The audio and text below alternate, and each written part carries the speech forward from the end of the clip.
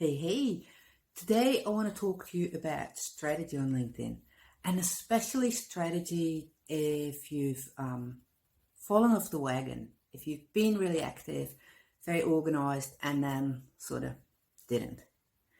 Anyone who's ever worked with me, whether it be in a group program or one-on-one, knows that I always talk about strategy.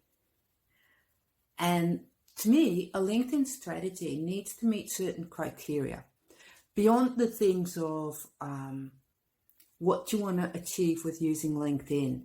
Who do you want to reach? What do they need to know about you? How are you going to get there? All these things are fairly obvious in having a strategy for LinkedIn.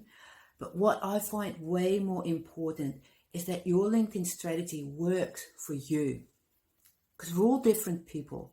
And there's no one size fits all. So when I work with clients, I make a point, that was squeaky. I make a point of getting to know you and figuring out how much time are you willing and able to spend on LinkedIn? What kind of content, is enjoyable for you to create and to post? Are you more into short posts, publishing articles, creating videos? How many times a week or a month?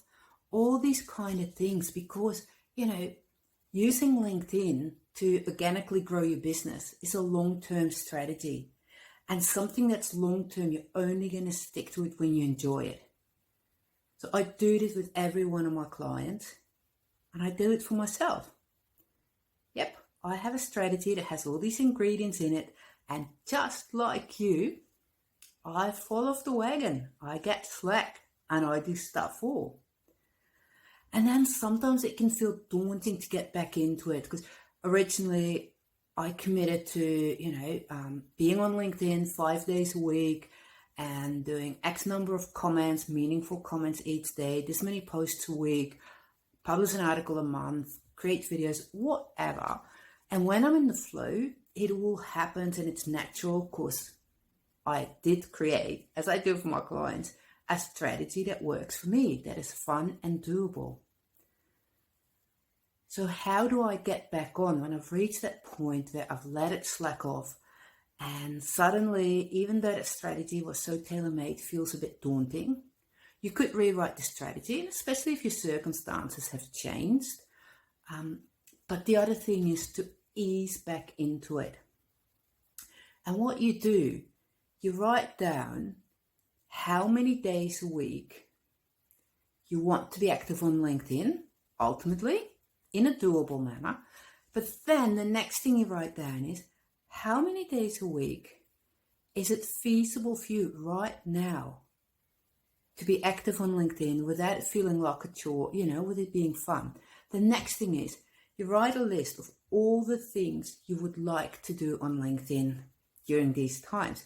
Be it sending a message to people in your network who have a birthday or a new job or a promotion, checking out who viewed your profile, who started following you, see if there's anyone there you want to connect with, creating content, posting content, engaging with other people, all this kind of stuff. You write down everything, not everything that you think you should do, but everything that ultimately you want to do, because you know it's going to work for you, you're going to enjoy it. But then you only pick 3 things max, 2 maybe, or 3.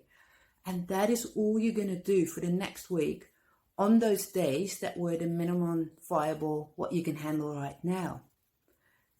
If it goes easy, you add something on the week after, either another day or another thing.